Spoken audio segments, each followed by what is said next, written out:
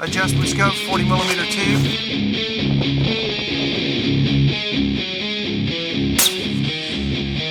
Hit.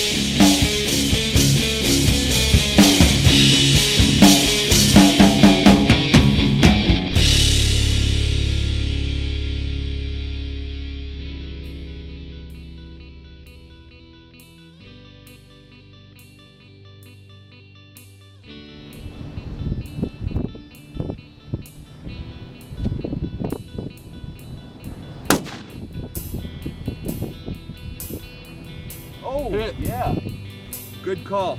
Now, when we're talking about selecting rifle scopes for the application of ultra long-range precision shooting, the list of your options begins to narrow dramatically. There's just not a lot of rifle scopes out there designed for those applications. Now, when we're talking about ultra long-range precision shooting, what we're talking about is those distances beyond what we used to consider the maximum effective ranges of those projectiles. In a typical projectile fired from a standard rifle design, you have a bullet that exits the barrel at kind of an upward angle, especially at extreme long ranges. And as that bullet comes down through its descending leg of its trajectory, it is somewhat overstabilized and it loses its tractability, which means that the nose of the bullet is no longer on track with the flight path of the bullet. It kind of goes a little bit nose up. Now, when that bullet passes through the transonic barrier, it is typically destabilized, which dramatically increases the cone of fire, or what you could call decreases the accuracy at those distances. Because of this effect that occurs at the transonic zone, most of your standard projectiles coming out of your rifles are going to be limited to the maximum supersonic range that cartridge can push it at. However, in recent years, there has been a lot of engineering, and some bullets are now achieving what they call a balanced flight. Engineers have figured out ways to contour projectiles and match them with certain twist rates with certain rifling designs. When launched at particular velocities, these bullets do maintain tractability all throughout their trajectory, and when they encounter the transonic zone, they are still pointed nose on with the direction of flight, which means they can maintain their accuracy because they're not destabilized in that zone. Therefore, you can shoot far beyond the maximum supersonic range of the cartridge. This is how a lot of guys can shoot accurately at distances of 2,500, 3,000 meters, and even beyond. And when we're talking about hard target interdiction applications, a lot of these guys are shooting 50 calibers at relatively large targets, such as a SS-1 Scud launcher. But in more recent times, some more refined mission criteria has demanded rifle scopes that are able to engage smaller targets at those same distances. When you're talking about anti-personnel applications, especially when you're talking about enemy forces that may be concealed at extreme long ranges, camouflaged, and trying to hide from you, it becomes exceedingly difficult to fire on those enemies without having a clear view of the target.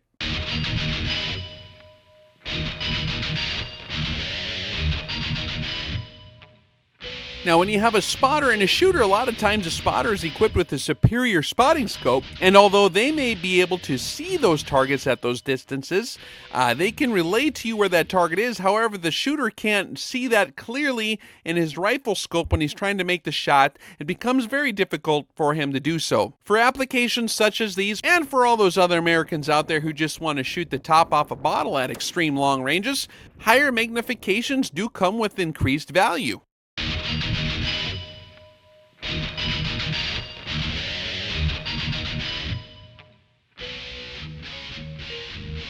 Now, as we talked about before in the rifle selection series and in our long-range shooting tutorials, if you have too much magnification, it kind of becomes counterproductive. However, if it is done correctly, which in very, very rare cases is it ever designed and engineered correctly, is that magnification setting useful for the shooter. Now, if used for a spotting scope, a rifle scope cranked up to a higher magnification can be somewhat useful. However, when you're shooting at those distances, you have a hard time spotting your own bullet trace due to a lack of ability to stay behind that rifle scope effectively and be able to see what's happening under recoil of that rifle. However, with a giant scope tube, such as a 40 millimeter tube, you have a lot more forgiveness under recoil, and it becomes a lot easier to spot your own bullet trace under recoil when you have a tube that's a lot more forgiving. And that's where some of these new rifle scopes really shine against the competition, and that's what I want to share with you today.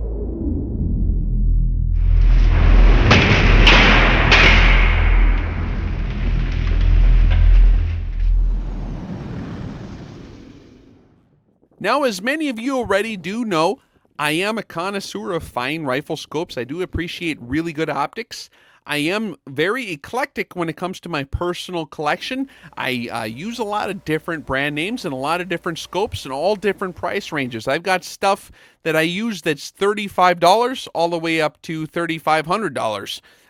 As far as my rifle scopes are concerned. And so I'm well versed in the different applications and a lot of different quality features that these scopes offer. However, for certain applications, you really start to narrow that field of criteria down. And for the purposes of ultra long range precision shooting, there's only a few options really out there. The first thing that you're going to need when you're talking about ultra long range precision shooting is optical quality. Now, magnification range, a lot of different manufacturers offer high magnification. However, unless you've got the glass to back up that magnification, it becomes somewhat useless. You're simply zooming in on a blurry image, which is less than helpful. So number one, you got to have very, very, very good glass quality so that you can see your target at those distances. Now, if you do have the glass that can handle it, a high magnification range is desirable for these applications. Now, typically, I would not really encourage people to go too wild on the magnification choice for most applications, as that can be counterproductive if you don't have all the other scope criteria engineered in such a way that's going to allow you to be able to see what's going on under recoil, especially if you're trying to spot your own trace. A lot of times you lose the target in recoil. That's where another feature comes in handy. You're going to want to find a scope with a large-sized main tube. Even an oversized main tube can be nice. For those of you who might remember your first rifle scope you had on your BB gun, maybe you had the Eagle pump action BB gun or Daisy or something, you had a 3/4 inch tube diameter on your scope. Those little BB gun scopes, some people mount them on 22 rifles. And if you remember the first time you ever upgraded to a 3-9 hunting scope with the 1-inch main tube, you were blown away. And you asked yourself, how could you ever have gotten along without the 1-inch tube? And that 3/4 inch tube, by comparison, seems like a dirty straw that you're trying to look through. It's actually almost better not even to have it. Well, the same is true for those folks who've upgraded to 30 millimeter tubes on their rifle scopes. When you go to the European 30 millimeter tube, it's another significant step up over the 1-inch tubes. And once you go 30 millimeter, you never go back. Now, when you're approaching your oversized tubes, like your 34 millimeter and your 35 millimeter tubes, it's a whole nother planet. It's a really incredible step up, which is significantly noticeable, especially when you're laying behind it. Just the perceived image size that you have when you're laying behind a 35 millimeter tube or 34 millimeter tube is ginormous. It's just such a huge difference over a 30 millimeter tube. And if you could get a scope with the larger tube size, that would even be better. And if you're already familiar with our other rifle scope selection criteria for these applications, you must have absolute precision in the tracking mechanisms of the scope. The turrets have to be 100% reliable. They need to go exactly where you tell them to go when you click them. There's certain features you're going to want to have. You're going to want a zero stop and things like that. You're going to want a reticle design that's effective for whatever you're trying to do. Illumination is always nice. And of course, overall ruggedness of the optic is incredibly important for field applications. If you're going to be using this for any kind of serious applications, if the thing breaks, all of a sudden it's useless. So it doesn't matter how many cool features you have if it broke. So ruggedness is incredibly important as well. Now, back in the day, if you were a hard target interdiction operator and you needed to shoot at 3,000 meters with a 50 cal or a large caliber rifle, anti-material purposes or whatever you're doing, a lot of guys elected to use, there was a US Optics SN9, which was an incredibly large scope. And as large as it was, it offered a pretty good magnification, but it was almost like mounting a telescope on your rifle. And although they're a pretty rugged optic, the glass quality was not probably up to par with the magnification range that it offered.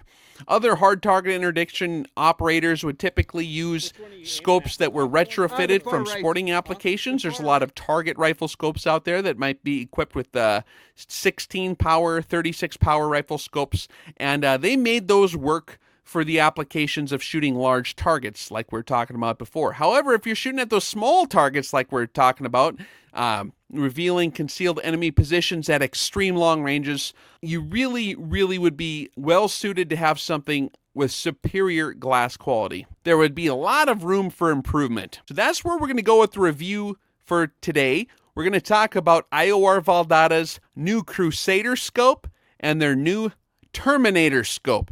These are both scopes that offer incredibly oversized 40 millimeter main tubes and offer incredibly high magnification settings that are done with a glass quality that can actually handle it. The Crusader scope is equipped with a 5.8 to 40 power magnification range, which is an incredibly large magnification range with a high top end of 40 power. And typically when you're talking about a 40 power rifle optic, 40 power becomes somewhat blurry. But when we're talking about this Crusader, they are employing the MC7 shot glass with their proprietary glass polishing techniques, which actually makes this thing incredibly usable at that magnification setting. This is some of the best glass I've ever seen, and as hard as it is for me to admit it, as much money as I've spent on some of my other stuff that's incredibly expensive, this is tier 1. It's at the top of the tier 1, and I haven't seen any glass quality that's actually better than this. This is incredible stuff, and when you're talking about a 40 power scope, I would normally be incredibly skeptical. I've looked through Schmidt & Bender, I've looked through all the top-notch stuff, the Night Force, everything like that, and this IOR Valdada with its MC7 coating is incredible. I haven't seen anything better yet. This Crusader scope does have a 56 millimeter objective lens. The scope is offered with the reticle placed in the first focal plane, which means that it's going to be useful for your field applications where you want to be able to use that reticle for hold-off or holdover values regardless of the magnification setting that you are on. If you're in a hurry and you're under stress, a reticle placed in the first focal plane is absolutely essential in my opinion. So for tactical operations, I think that this Crusader scope is an incredible choice. It is situated currently with the minute of angle reticle and minute of angle turrets. So for those American operators who might be more familiar with the minute of angle system, this is an incredible choice for you. It features the Extreme X1 illuminated reticle, and this is a mechanical illumination with 11 positions of brightness.